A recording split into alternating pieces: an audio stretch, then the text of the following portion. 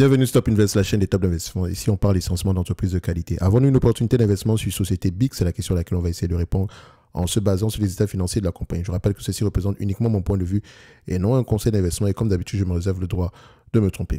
On en a déjà parlé sur cette chaîne. On va aller assez rapidement et je vais me servir ici de l'outil FastGraph afin que vous puissiez voir rapidement si l'entreprise est intéressante ou pas et quelles sont les questions à poser ici quand vous irez lire les rapports financiers. Déjà ici, on observe que c'est une compagnie qui est plutôt mature. Il n'y a vraiment pas de croissance ici, sauf si vous basez ici à partir de 2020. Mais sachez que 2020, il y a la pandémie, donc il y a eu un impact ici qui est un impact qui est exceptionnel. Donc normalement, on revient plutôt sur les mêmes niveaux qu'on a connus en 2017. Mais ça, c'est du point de vue bénéfice net par action.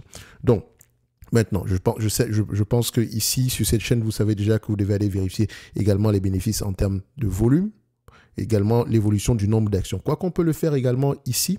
Donc, par exemple, je viens là, je check le nombre d'actions ici. Est-ce qu'il a eu tendance à augmenter ou à diminuer? Vous savez qu'on préfère quand le nombre d'actions diminue. Et c'est le cas, ici, par exemple, c'est le cas. Voilà, si on prend ceci, le nombre d'actions a tendance à diminuer sur les dernières années. On voit une accélération ici sur les 5 dernières années. Donc, on aime ça. OK? Donc, c'est une entité qui rachète ses actions. Ça fait partie ici de la stratégie d'allocation du capital du management. Elle verse également un dividende, mais on va en parler ici après. Ensuite, on aime bien regarder ici le niveau de dette nette en date d'aujourd'hui. Donc, j'aime bien regarder la dette nette par action. OK, ou bien la dette nette ici de point de vue volume, si vous voulez. Donc, ici, c'est une entité qui a du cash net.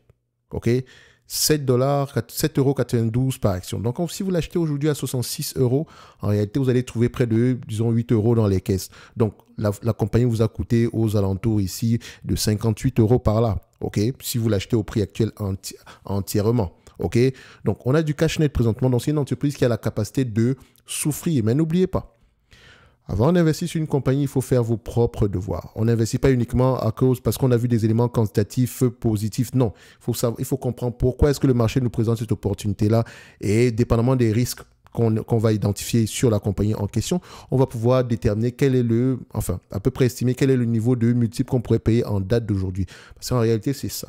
Donc, est-ce que c'est une entité prévisible? Nous avons ici une entreprise qui a tendance à être correctement... les analystes ont tendance à faire de bonnes prévisions sur ce business-ci. C'est pour ça également que j'aime bien FastGraph parce que je peux savoir ici s'ils ont eu tendance à se tromper ici par le passé, sur les 10 dernières années, une seule fois. Et quand on dit tromper, ça veut dire ici que... avec une marge d'erreur de plus ou moins de 20%, d'accord? Donc, s'ils attendaient 10 $ et qu'on a plutôt eu, disons, 8,50 $, on va marquer ici qu'on a eu raison. Donc, c'est une façon pour moi de vérifier si le business est prévisible. Parce qu'on recherche des entreprises prévisibles. Le nombre d'analystes également sur le dossier devrait m'intéresser parce que je vais au moins quelque chose alentour de 5 en montant. OK? Donc, les analystes ont tendance à faire de bonnes prévisions ici. Donc, dépendamment de la pérennité du business à long terme, au prix actuel, on me demande de payer 66 €, une entreprise qui pourrait me rapporter 5,99 € d'ici 2024 et 6,89 € d'ici 2026. Si on se base sur le 6,89 € parce que c'est un business qui semble être prévisible, par rapport au prix actuel, c'est un rendement sur coût de près de 10%. Et vous savez qu'on aime ça. Et n'oubliez pas, ici c'est bénéfice net ajusté. Donc le bénéfice par action ici ajusté. Donc il devrait être similaire au free cash flow. Donc il faut toujours comparer également les free cash flow. Donc quand on regarde à peu près les free cash flow ici, je pense qu'on est plutôt sur cette limite-là. OK, je sais évidemment que vous allez voir si vous allez dire, donc ça veut dire que d'ici 2026, on s'attend à des free cash flow moins élevés. Ça peut être une dépense en capital élevée ici. Donc il faut aller, ça vous donne déjà une indication comme quoi en 2026, il faudrait que j'aille vérifier pourquoi est-ce que les analystes s'attendent à avoir un free cash flow moins élevé que d'habitude, un free cash flow négatif. Est-ce qu'on va construire une nouvelle usine, ce genre de choses? C'est juste ça que ça veut dire.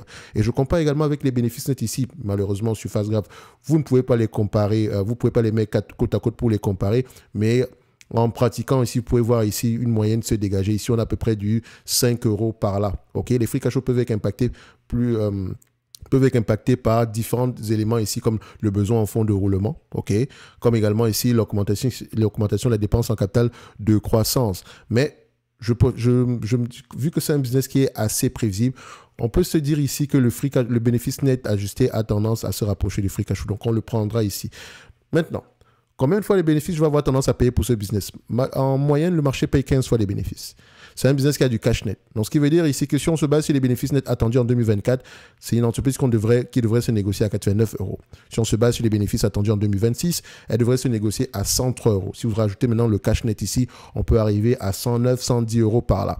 Donc, ici, on a une entité qui pourrait valoir au moins aux alentours des 100 euros par là. OK?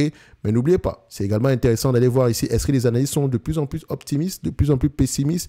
Donc, on voit ici que on est toujours optimiste, mais par rapport aux prévisions de 2026, on s'attend à peu près à moins que ça. Enfin, on s'attend maintenant à 6,89 €, alors qu'ici, c'était 7,12 €.